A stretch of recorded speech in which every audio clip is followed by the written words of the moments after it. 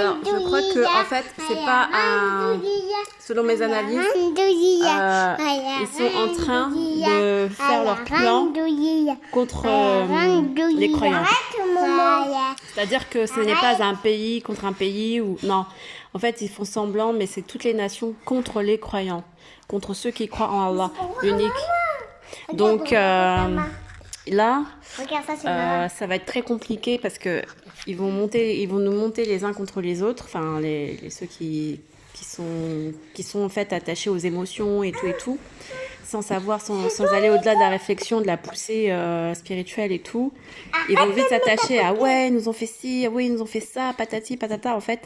Mais c'est un piège parce que ce qu'il faut regarder au-delà de tout ça, c'est la prise de position d'un pays contre un pays ou d'une communauté contre une communauté, voilà, sous couvert d'une religion ou quoi. Mais en fait, c'est pour mieux détruire les croyants. C'est un complot contre les croyants. Et comment ça va se matérialiser, c'est que petit à petit, je pense que le vaccin il va s'imposer. Ils vont vouloir l'imposer et c'est le poison. C'est le poison, comme avec le venin du serpent, comme j'avais fait dans mon rêve. Donc tout ça s'embrigade, ça s'entremêle. Donc on peut voir le venin du serpent comme le venin du vaccin poison contre les croyants et ceux qui refuseront la marque de la bête. Donc peut-être ceux qui refuseront peut-être le vaccin. Voilà, donc il y aura un plan contre eux, mais un plan discret. Enfin, on va pas dire directement ouais, toi le croyant, tu veux pas faire le vaccin. Peut-être que ils vont pas le dire ça comme ça, mais en tout cas, ça fera partie de leur plan à eux pour détruire ceux qui refusent leur plan machiavélique. C'est ça l'Armageddon. L'Armageddon, c'est l'union de tous ceux qui croient pas, donc contre les croyants, contre les fidèles. Maintenant, qui est croyant, qui est infidèle, ça, on peut pas savoir en fait. C'est en fonction de tes choix, de tes décisions, jour après jour, de ce que tu feras en fait. Moi, j'ai une amie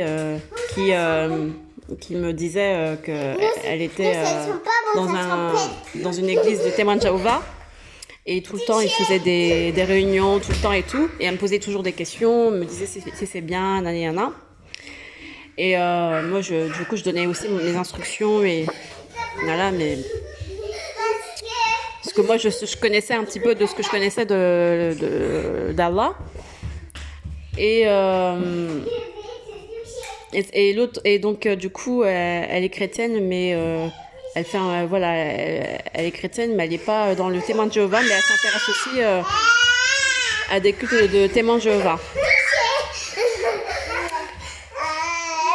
Et donc là, elle me dit que là, bientôt, fin mai, elle va se faire vacciner parce que les médecins ils disent que c'est normal, c'est comme quand tu vas dans une voiture, tu mets une ceinture de sécurité.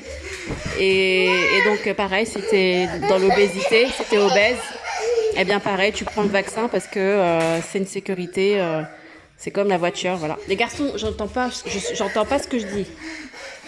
Doucement. Et moi je lui ai dit ouais mais t'es sûre de toi et tout. Il me fait ouais je suis obligée, j'ai pas le choix. Je lui ai dit non mais on a tous le choix. Bon voilà, après on va pas rentrer dans les débats parce que après à un moment donné tu sens que la personne ça la saoule de te parler en fait. Donc t'as même pas envie d'argumenter parce que et pourtant elle est chrétienne et tout quoi. Et après je lui ai dit et ton autre amie qui est dans l'église témoin de Jéhovah, qu'est-ce qu'elle en pense? Elle t'a dit quoi? Elle m'a dit ah bah elle aussi elle a un problème, elle a une maladie je sais pas quoi et donc du coup son médecin lui a dit de faire le vaccin pour être sûr, voilà, pour être en sécurité. Et là j'ai fait ah d'accord et là je savais plus quoi dire et je lui ai dit bah tu sais moi, en tout cas, c'est pas ma position et tu sais ce que j'en pense, voilà. Mais bon, les gens, ils ont déjà décidé. Et j'ai vu un autre reportage qui disait que plus de la moitié des Français seraient prêts à prendre leur vaccin vaccinal. Donc plus de la moitié des Français seraient prêts en fait à se vacciner. Donc en fait, vous voyez, les taux se resserrent. Au début, on était tous là à dire ouais, le vaccin, moi j'en veux pas, qu'ils aillent se faire voir, nanana. Puis à la fin, tu vois tu vois des articles de presse qui te disent que plus de la moitié serait prêt à se vacciner. Et tu vois dans ton entourage que des gens, des chrétiens, peu importe, même des musulmans ou quoi, ils te disent non mais voilà, je vais me vacciner, nanana, tu vois. Et alors qu'au début, quand on avait une conversation avec eux, c'était non, attends, moi j'attends un peu avant de le faire, ou je vais réfléchir, nanana. Puis après, quand le médecin il te sort, tous les médecins te sortent la même disquette. La même disquette qui est si tu prends ta voiture, tu mets bien la ceinture de sécurité, c'est une sécurité, non? Voilà, donc quand tu vas t'as le Covid dans l'air, bah, la sécurité c'est que tu te vaccines. Et les gens ils tombent tout de suite dans le panneau.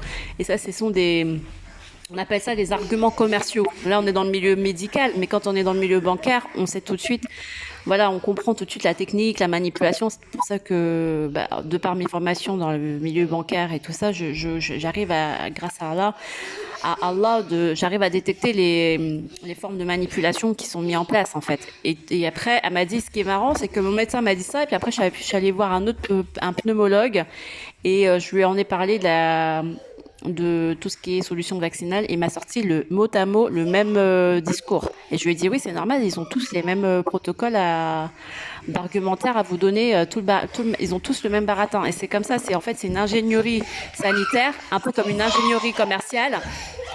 Ils savent comment amadouer les gens, en fait. Et ça, c'est des techniques de banquiers. C'est des techniques d'escrocs, d'arnaqueurs, de banquiers. Et quand on sait le faire dans le commerce, on sait le faire pour tout, même dans la vie, même dans les sentiments. Et les gens ne se rendent pas compte qu'ils se font manipuler jour après jour. Les médias le font déjà, les techniques de manipulation psychique, psychologique. Et voilà, ils se laissent envahir par la peur. Et Allah il dit bien, si vous êtes fidèle à moi, fidèle à Allah, n'ayez pas peur n'ayez pas peur de leur technique, de leur manipulation, de tout, de leur tentation, du diable. N'ayez pas peur. Craignez moi uniquement Allah. Voilà. Donc j'espère que ce rappel pourra peut-être être bénéfique et profiteur pour certains.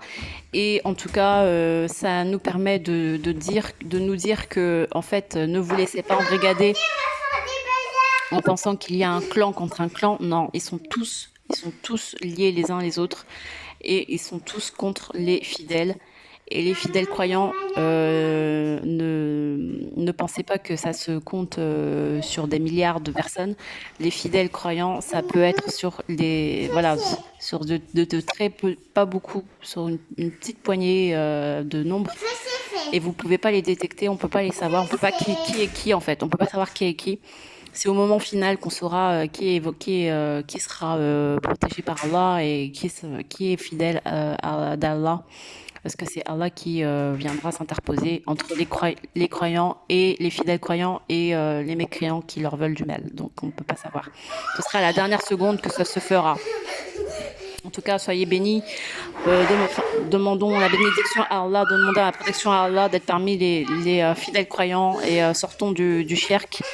Quittons le shirk, et surtout demandons toujours l'Esprit Saint en nous. Que nous soyons remplis, comme dit les chrétiens, que nous soyons remplis de l'esprit d'Allah, le Ruh d'Allah, l'Esprit Saint, et que nous puissions entamer après la sortie du Ramadan un grand programme, comme dit le Saint-Esprit. Il me l'a dit aujourd'hui. Ce matin, j'arrive. Comme l'a dit j'arrive, les garçons. Comme elle a dit le Saint-Esprit qui m'a dit commence ton grand programme. Donc un grand programme, c'est quoi? C'est se soindre d'huile d'olive matin et soir, avec de l'huile d'olive qui est sur laquelle on récite en fait la Fatiha et d'autres versets, et soindre de huile d'olive comme une sorte de miracle routine. Je ne sais pas si vous connaissez, mais c'est le matin, miracle routine. Qu'est-ce que tu fais le matin? Tu prends tu te brosses les cheveux, tu mets de la crème, etc. Et c'est pareil pour les croyants, les fidèles croyants. C'est ce qu'ils nous préconisent, de nous oindre de huile d'olive ainsi que nos enfants, de l'huile d'olive pour protéger. Ça commence, il faut se protéger énormément. Il faut commencer le grand programme. Ceux qui l'ont pas encore fait, qui l'ont jamais fait dans leur vie, je vous invite vraiment à le faire. J'essaierai de faire des vidéos dans ce sens pour vous montrer comment je fais moi, comment je vais faire moi, parce que c'est vrai que je l'ai fait il fut un temps, mais j'ai abandonné parce que j'avais oublié l'importance de ce que c'était. Mais maintenant, il faut nous préparer et le corps, il demande de ça, une préparation physique avec soindre d'huile d'olive de bonne qualité, bien sûr, parce que si vous prenez pas de la bonne qualité, vous allez avoir des boutons partout. Et réciter la Fatiha sur cette huile d'olive, et puis également se purifier, être toujours propre, etc., etc., etc. Faire ses ablutions, faire beaucoup de dhikr aussi, beaucoup de dhikr, et toujours être en rokia, toujours entre rokia. Dites-vous que le serpent, en fait, vous le voyez pas, mais il est autour de nous, dans l'air, et il a qu'une hâte, c'est de nous faire tomber, quoi. Donc il faut toujours avoir cette conscience, cette pleine conscience que nous sommes dans des temps très fragiles. Voilà, j'espère que ça va aller, que vous n'allez pas vous laisser emporter par la colère, le dégoût, parce que j'ai vu plusieurs commentaires de personnes qui, en voyant des images avec la Palestine, etc., laissaient des commentaires un peu haineux, en disant « ouais, ça me dégoûte, j'ai la haine ». Non, surtout c'est ça le piège, ça c'est le piège. N'ayez pas du tout cette attitude, n'ayez pas ça dans votre cœur. C'est pas ça dans votre cœur. J'arrive, Imran. Donc voilà, salam alaikum, Allahumma salli ala Muhammad, voilà, ali Muhammad, salam. Ouais.